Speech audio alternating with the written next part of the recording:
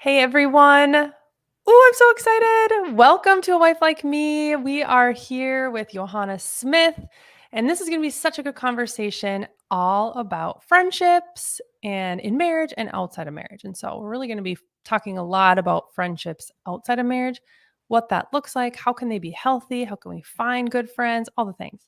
So welcome. It's so good to see you.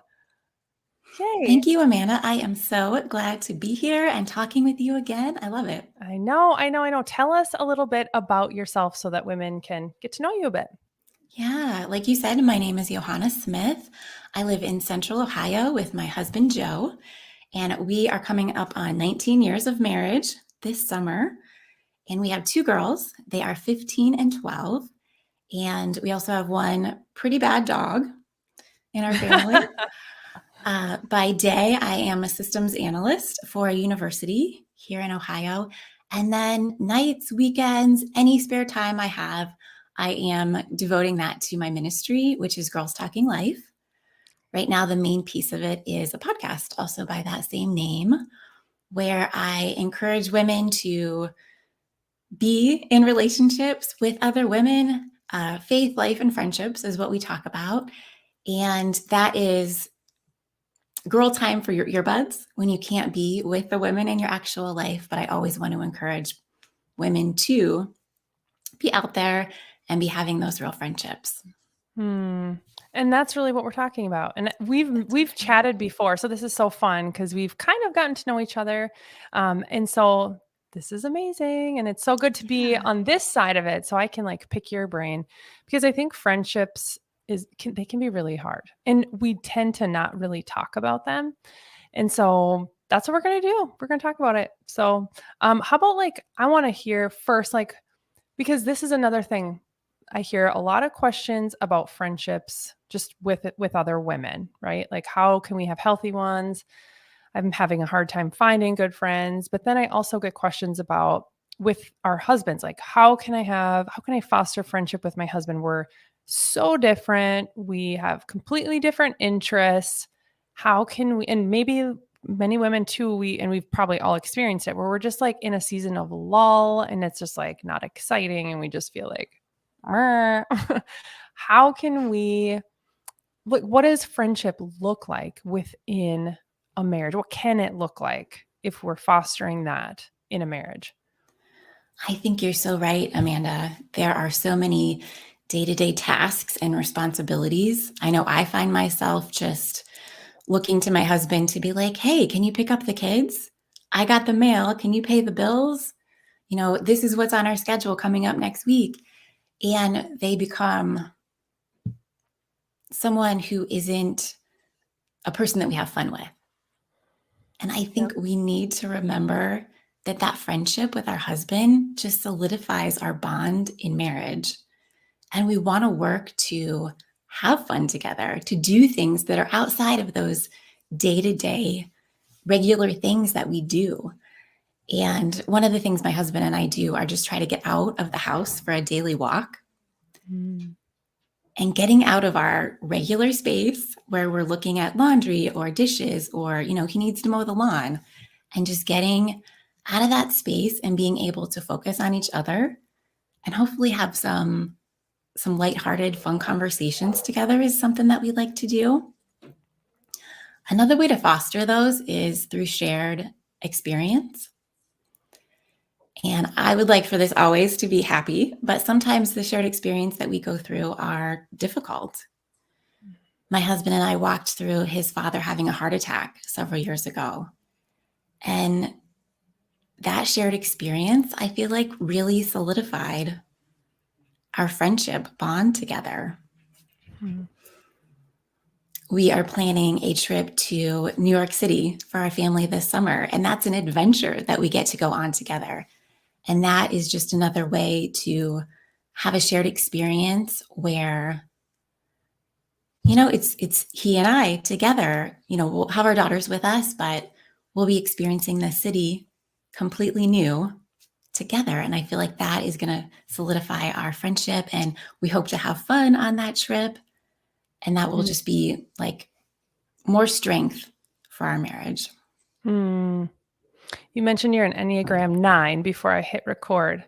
And that's funny, as I'm hearing you talk, I was thinking, how does Chad, my husband, and I, how do we build friendship and foster friendship in our marriage? And you're giving these examples, and in my head, I'm literally like, just we're like having fun together, and one of the ways we do that is through dinners, like with other couples. Last night we had dinner with a couple, and it brings such laughter, and it brings out a different side, I think, of my husband and myself when we're with people that doesn't really come out when we're just together. I don't know if you've experienced that, but it's so true for us. Like, he's so much more goofy, and like, he kind of like ad libs and like feeds into my friends, or you know what I mean? And I just don't see that when it's us. And that came to mind too. It's like, and I love that you said getting out for a walk. We don't have to like really go places necessarily, but I do love getting out of the norm. Um, I want to add too, I think like I hear, and I've experienced seasons where my husband and I just have little communication about, like you were saying, the things that really, I mean, the details matter, right? Who's going to get the kids? There's an appointment, blah, blah, blah. Like, hey, we need more toilet paper, like, all the things. Can you stop at so-and-so or whatever? But then like the communication that really builds connection isn't always there, because there's so many details. And I feel like the more kids you have, the more details there are, right? And Right. especially if you're both working outside the home and it's like, so whatever. So we've talked about this, but it hasn't come out in a long time. So I want to remind any listeners, if this is helpful to, or viewers, that couch time is so important. We learned this years ago, that no matter what's going on, the kids, and we started this when our youngest, I think, was like 6 months old. And so she had to be in our lap for a long time as we started. But literally when either of us, when both of us get home at the same time, or if we're finally in the home after our day, we literally just take even 5 minutes and just find a place. Like, that's your go-to place. And you just sit there and how are you doing? How was your day? Like, anything going on with you, vice versa. Just touching base with each other, and truly, like, it's what it's saying. And I'm thinking, as friends, you're telling the other person, I care about you. I see you. How are you? Like, I want to hear from you.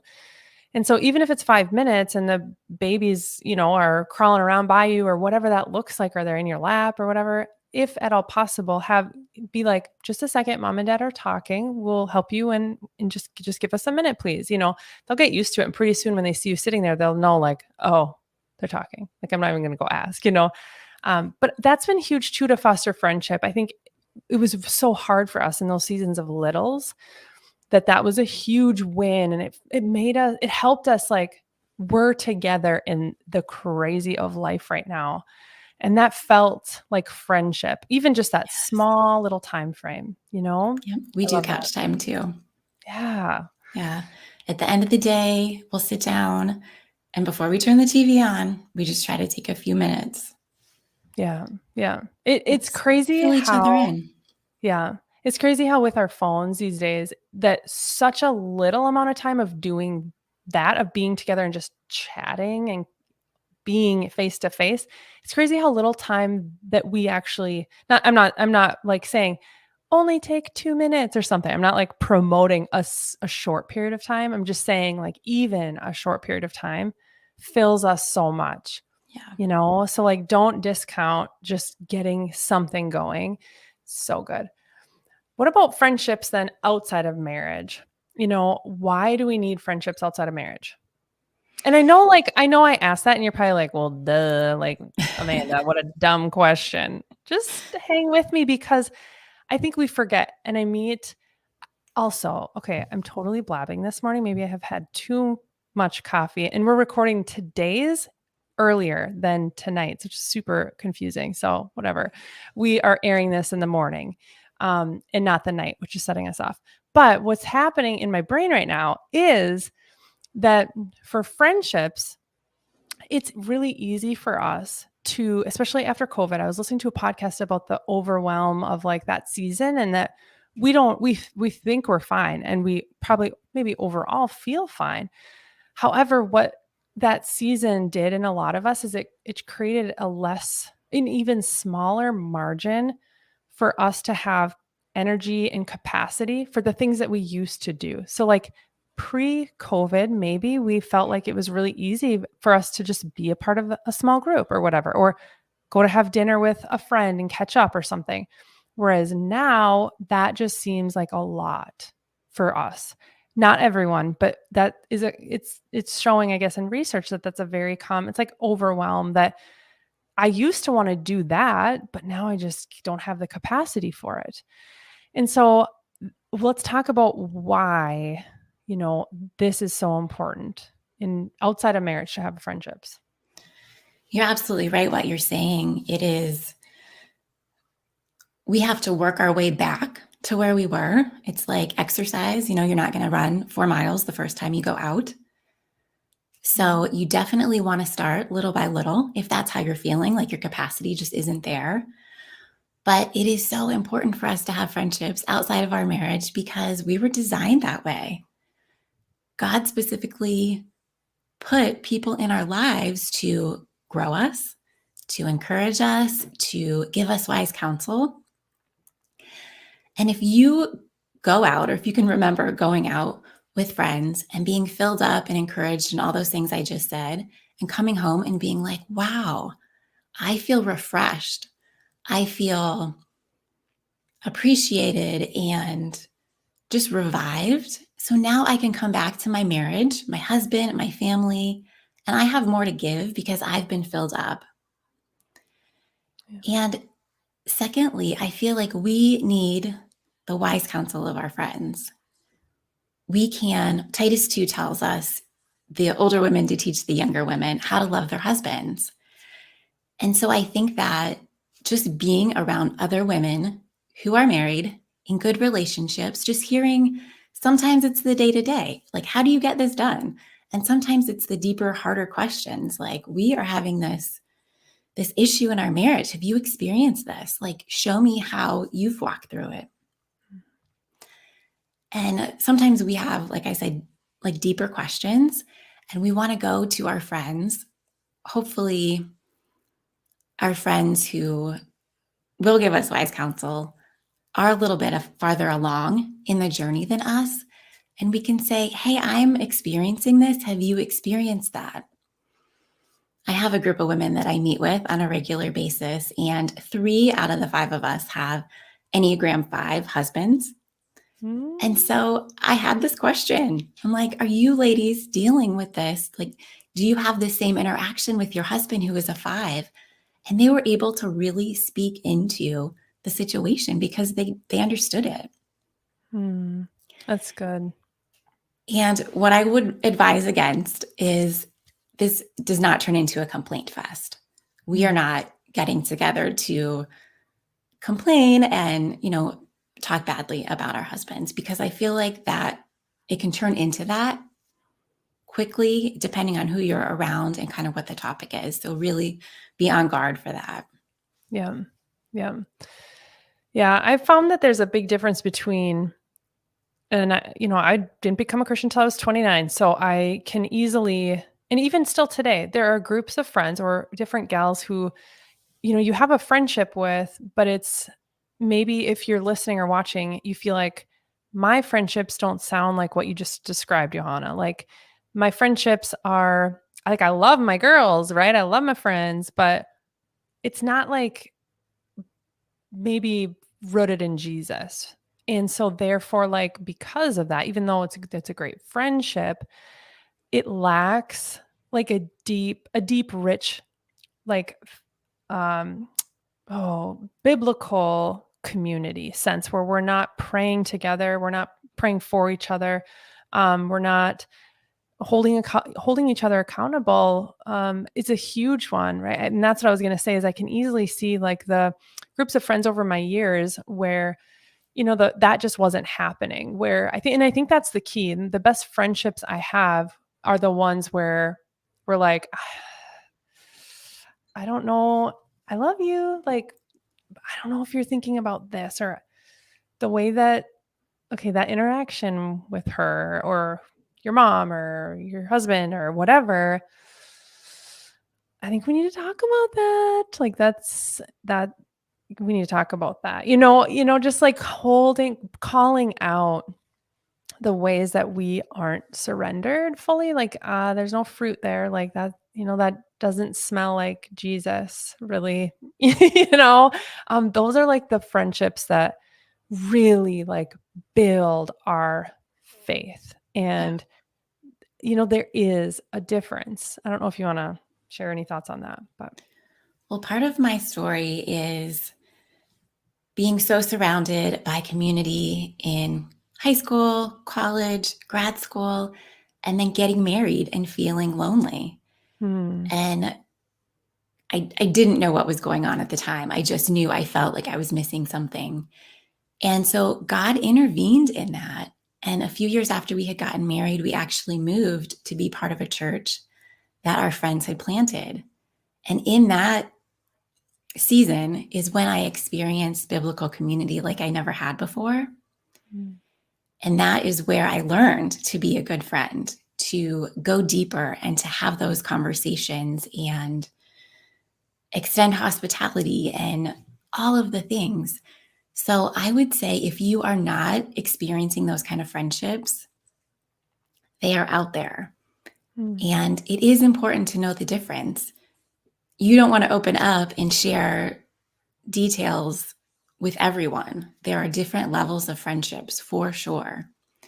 But if you don't have that kind of friendship in your life that you can tap into, you'll want to look for it. You'll want to ask the Holy Spirit to guide you to find some of those people, and you'll definitely want to pray for God to put them in your path. Yeah. Yeah. Yeah, that's so good. And I want to encourage you to, if you aren't already part of a local church, keep trying to find one. Keep trying. There are so many women who want what you want. And many of them are sitting right down the row from you. Yes, They're, in the front, right inside the front door, grabbing a coffee. They're in the parking lot. They are feeling the same way you are, but they don't know and you don't know. So just pray and ask Holy Spirit to give you the courage to strike up a conversation and see where it goes. And I know a lot of women, I'm a 7 again on the Enneagram. I love being around people. I'm like, can we have all the people have breakfast every day together? Like, I just like, that sounds amazing. And we can all be friends and it'll be so great. But I know that that's not how everyone is wired. And so like, even if it's one person, ask them for coffee, or even just like, would you want to text with me and just like, like share prayer requests at all? Like that, just a simple question like that could start something. And it might just be like one-on-one, one at a time. Maybe you find even 2 strong women to be friends with that just completely bless you. Or reach out to someone and just offer, I'd love to pray for you. Like, do you want to exchange numbers? And just like, if you have anything, I can be at looking out for them, and just initiate that. If it's too much to be like, I don't really know that I want you to be praying for me. So, but I can pray for you, to start. That might feel most comfortable too, but it's possible. And it just also just takes a lot of work, right? it does. Um, I'd love to hear, I guess we already talked about some benefits of like having outside friendships outside of marriage. Were there any more that you wanted to hit on? Like, I know we just talked about accountability, coming home refreshed, and just seeing it just adds fruit to our marriage to be able to like, oh yeah, so she deals with that too, or whatever. Any other Absolutely. benefits that you wanted to mention? Well, I talked about Titus too, the older women encouraging the younger women to love their husbands, but there's also the reverse of that. I feel like we can be energized if we're more mature in our relationships by younger women who are so excited by their new love. So I don't think you should discount that. It's a two-way street for sure. Yeah. And then you had mentioned going out with friends. So I think couple friends are really great because you're getting your girl time, he's getting his guy time, and you see them. It's just like what you said, you see them in a different light. They are outside of your bubble that you normally interact with them in. Yeah. And we went out with a couple not too long ago, and my husband is telling jokes, and he is Yeah. telling a story from work that I hadn't heard before, and it revives something. You get to see them kind of like, pre-married, pre maybe even dating, when you just see them in a social situation, and it is just refreshing and reviving to that attraction, I feel like. Yeah. It is. Yeah. That, and again, keep trying, right? Like you might go have dinner with a couple or something and you're like, I don't know if they're for us. I don't know. And that's okay. Ask another one, keep looking, keep trying because it does Yeah, add so much. Yeah. I everyone agree. has to eat. Yep. Right. Might as well do it together. Okay. I want to hear from you and I can share too, but friendships that are hard, how have you experienced, and you don't have to give details if you don't want, you can say whatever you want, or you don't have to share, that's fine. But I think one of the often unspoken things within Christian women is that we don't really talk about the times when we actually like when it's best, when it's most healthy and loving to take a step back from a friend in a certain way. Maybe we're not as deeply connected with them, or maybe they feel that with us for whatever reason. Like, how have you navigated those times? Um, I don't know if there's something that triggers to share, but like when it's hard, when a friend, because it happens. But what's funny is you said, I'm an Enneagram 9. And so that question alone can maybe cause anxiety in you. You're like, what? I would never, I could never like put up a boundary. That would maybe upset them. Enneagram 9 is a peacemaker, just for everyone listening. Yeah. But um, so that question might be like difficult for you to even like consider. I don't know. Go wherever you want with that. So, yes, I try to avoid conflict pretty much at all costs. And I haven't had a ton of experience with what I would call difficult friendships, certainly times when I've taken a step back. But what comes to mind is a friend of mine who changed seasons. She went back to school, she got a job, and her time commitment, her capacity just changed. And I would reach out to her, I would invite her to do things, and she would not reciprocate. And I had to come to a point where I was like, okay, I don't think this is personal, but I feel like our friendship just isn't what it used to be. And I'm going to take a step back now because I'm getting my feelings hurt kind of consistently. And that's not good for me. Yeah. Yeah. And did you verbalize that, communicate that with her? I did a little bit. Mhm. Yeah. I think it's important because my nose is itchy if you're watching online. Um, but I think that it's wise to know if you look at Matthew chapter 10, verse 16, and also Matthew chapter 7, verse 6. We see the invitation and instruction that Jesus gives his disciples when they're going into new places to share the truth of Jesus. And he specifically shares with them, like, if they take what you give them and, trample it up and spit it back at I'm not quoting this verbatim, but essentially if they take what you give them and disrespect that, devalue it, rip you to shreds because of it or whatever, if they disrespect, dishonor you in any way, Jesus doesn't say, give all you got till you run dry and just keep on giving, giving, giving. He actually says, um, wipe the dust off your feet and leave that town or village, and essentially keep trying. Not saying, be rude to them, be unloving to them, but he's saying it's okay. It's okay. Like, not everyone will receive and be kind and gracious and be what you need that friendship to be. And so I find that interesting that it's just not always, the verbalizing of what it is that we need might not be even a safe thing to share with a friend. Like, Oh, I'm trying to think of a friend that's unhealthy. Like if you have a friendship with someone who is unhealthy, it might not be wise. It might not be fruitful to share that boundary with them. I have a close relationship in my life that um, is very unhealthy, and it would only make it worse if I shared our family's boundaries.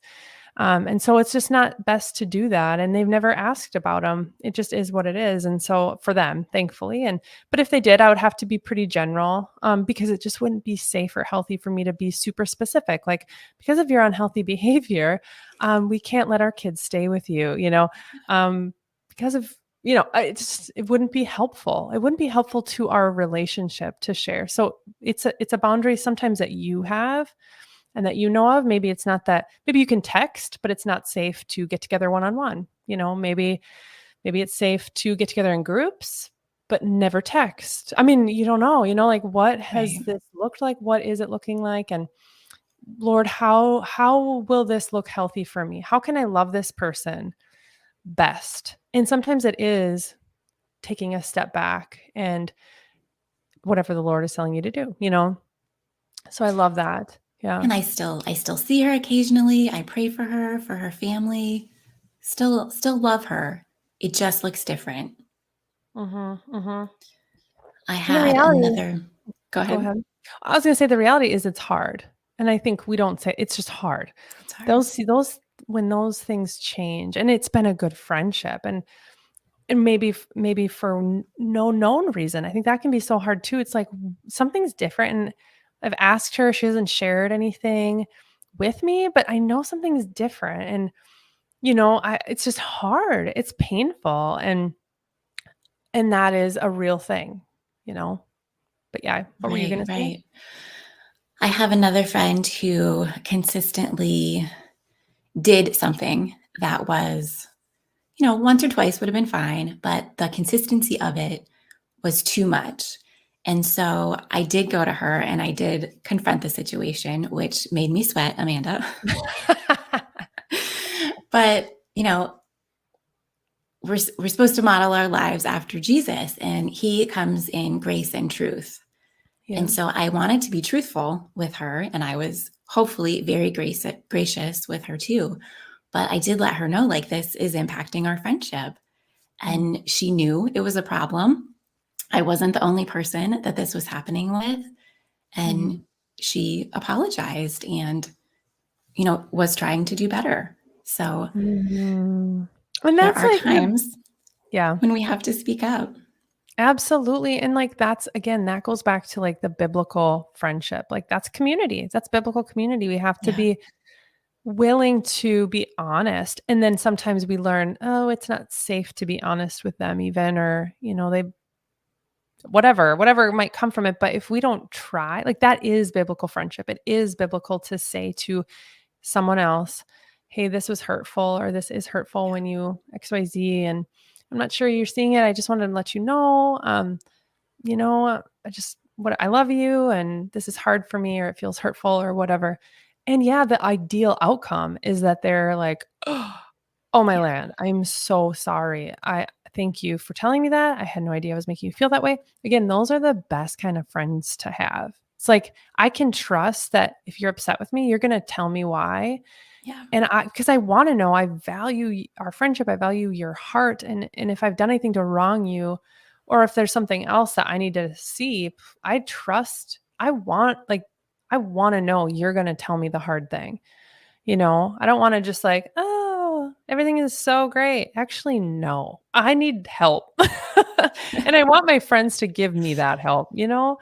Um, yep, I have a counselor, and I also need friends to whip me into shape. Yeah. And those are going to be those special, deep relationships that are modeled after biblical community, where we give people the permission to speak into our lives that way. That's Yeah, not for every person. yeah, yeah. How about have you had a friendship end that you can think of? I have my probably best friend in college, when she moved away.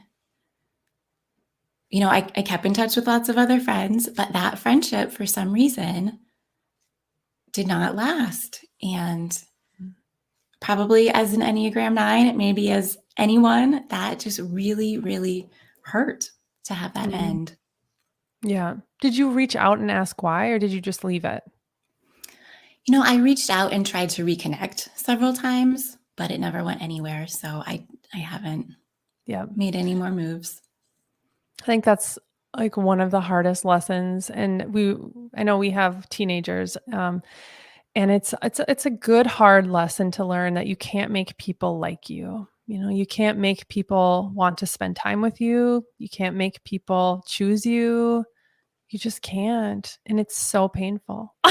You Yeah. know, The it's pain of so hard. rejection is real Mhm. and Yes. valid. And, I Yes. don't have an explanation for why that friendship ended, but Yes. God has put so many other wonderful women in my path Yeah. that I'm able to move on and have my need for belonging met.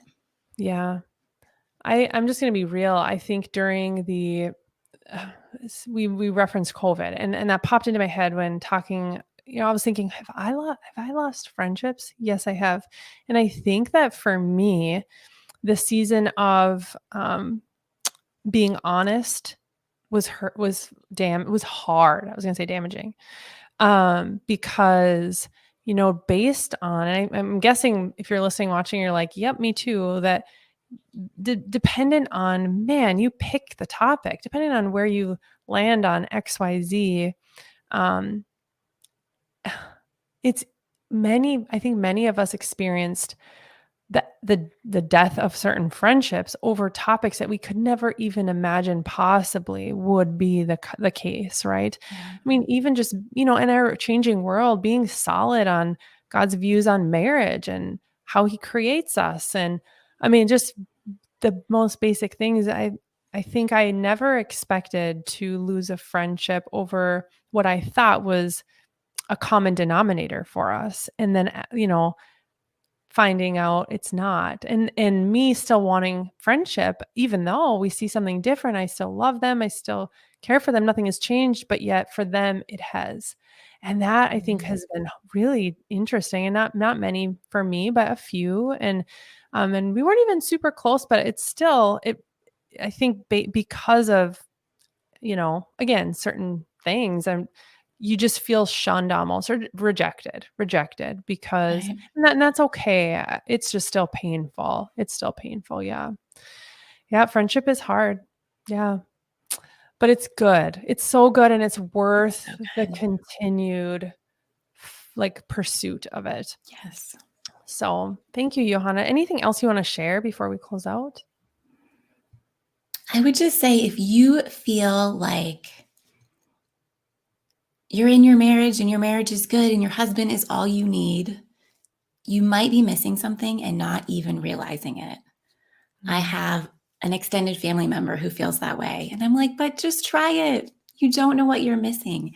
You'll be filled up in this new, fresh way. And you'll be so glad that you stepped outside of your comfort zone to meet other women and to share your lives with them. And our husbands cannot be all of our friends. Like, our They cannot. husband is our friend, absolutely, our best friend.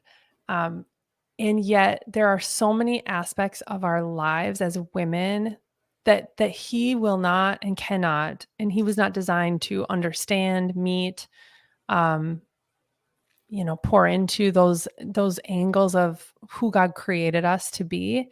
He won't be able to give us all of those beautiful, the richness that we get from outside women is so beautiful that, yeah, we are missing out if we're not pursuing that and finding that. So would you mind praying for the wives? I would love to. Thank you. Dear Lord, thank you. You are so good to give us these relationships. The ones with our husbands, where we can do the day to day, but we can also just rest in our friendship with Him, where we can have fun and solidify our marriage bond. Lord, I ask that you bless our marriages, Lord, I ask that you bless our friendships. Thank you so much for the women that you have put in our path. I ask that if there is a woman, a wife out there listening who feels like she doesn't have some of the friendships that we've been talking about today, that you give her just a beautiful gift of friendship where she knows, like, oh, this person who just walked into my life, or this person who I am just seeing with fresh eyes, is a gift from you. I ask that in our marriages and in our friendships, Lord, that you will help us to glorify you, because that's what we're here for, and that is what we want to do as followers of Jesus. I pray all these things in his sweet, mighty, holy name. Amen. Amen. Amen. Yohonna, thank you. Thank you. Can you tell us again, Girls Talking Life, the podcast? So go check that out. And your website, girlstalkinglife.com, is it? That is right. Yeah. Awesome. So head over there, check her out, check out her resources, and just thank you for spending time with us today, Yohonna. It was so good and appreciate you. So thank you. It was so good to see you and catch up and talk about this wonderful topic. Thank you. Thanks everyone for being with us. We love you, and we'll be back next week for an all new episode. See you later.